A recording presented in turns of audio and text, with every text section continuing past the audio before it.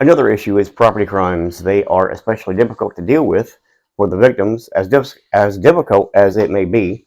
What can you do as sheriff on property crimes to help alleviate the stress for victims and the public? Stolen property, vandalism, that kind of thing.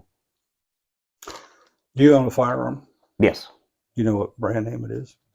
Taurus. Do you know what model it is? G3C. Do you know the serial number on it?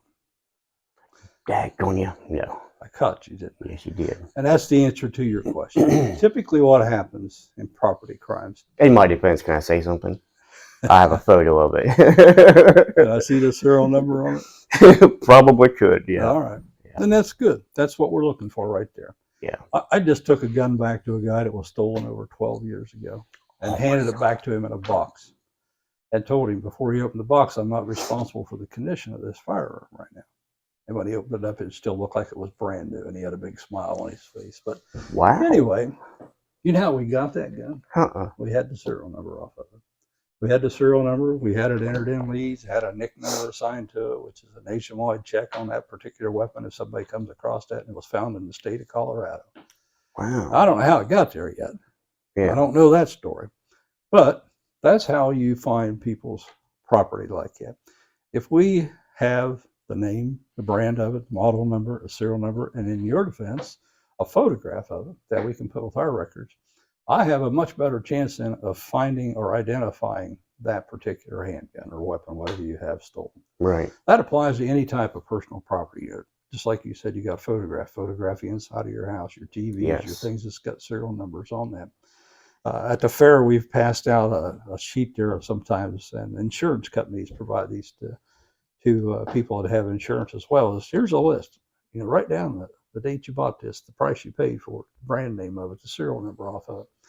Are we going to stop people from stealing? No. We're never going to stop that. Yeah. So to help us in that, the more descriptive information that we have on the personal properties that you have stolen, the better off we are, especially if you got cameras up there. But 9 times out of 10, the bad guy's smart enough to know, I'll wear a ski mask or a mask so they can't pick out my face. But we've had some crimes that we've solved off of photo recognition and gotten a name off of the system that we can use to help us identify who that suspect might be. So people, lock your homes. When you leave, lock the door. Right. Don't leave the keys in your four-wheeler, your side-by-side, or in your car, or don't leave the garage door up so people can drive by and see what you got inside there when you're not home. Right.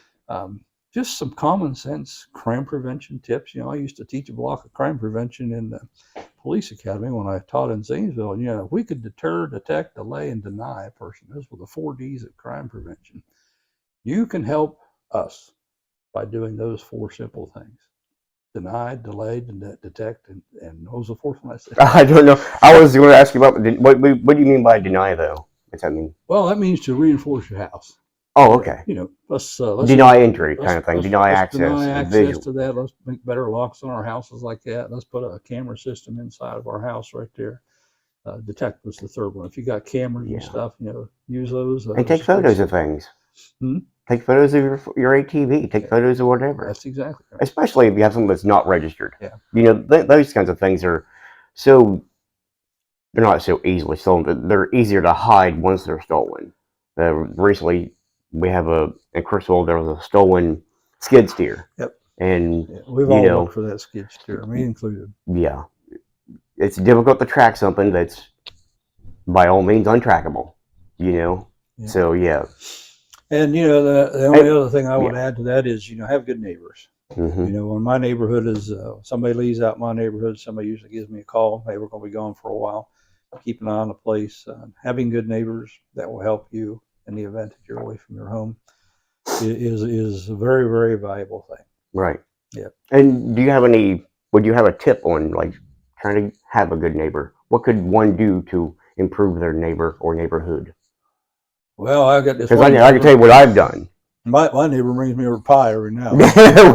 I'll accept that too, And then I got one, he's, of course, is Brad Agristi, county municipal court probation officer, and his family there. And then another neighbor works for the county. So we just have a good relationship there. We talk to one another, and that's what it's all about. That's what I was going to say. Go over and knock on the door, but hey, My name is so and so. Hey, if you ever need Yeah. anything, I'm over here. Extend a hand out, Exactly. and then Right. eventually that hand might come back to you one day because you never know. You know, crime prevention is not a hard thing to do. Mm-hmm. It just takes a little bit of time and effort for you to reach out to your Right. neighbors like that and do that. To take time to write down the serial numbers of your stuff you have and Right. photographs of them. Or, you know, I have a security alarm system in my house, and you know, not everybody can afford that, but they're not outrageous. No, But they're you know, for not. a couple $100 every 3 months, I like to have that. Right. I Yeah. like to have that security and knowing that's there. Yeah. I'm quite privileged in that part because I make decent money and I can Yeah. afford a security system for each one of my properties, and Now, they're convenient. They're vandalism, convenient. on the other hand, is a little different story. That's a hard one there to Yeah. stop people from doing that. You know, you used to get mailboxes vandalized, Yeah. or cars vandalized, something set somewhere, Right. things like that. Unless we have a camera system that's available out there to pick up maybe a picture of somebody or have a witness to it. Right. Yeah. Those crimes there are difficult, but I understand people want to turn that into insurance, so they need to report that and get a report number from us so they can turn it in and make a claim on that. Right.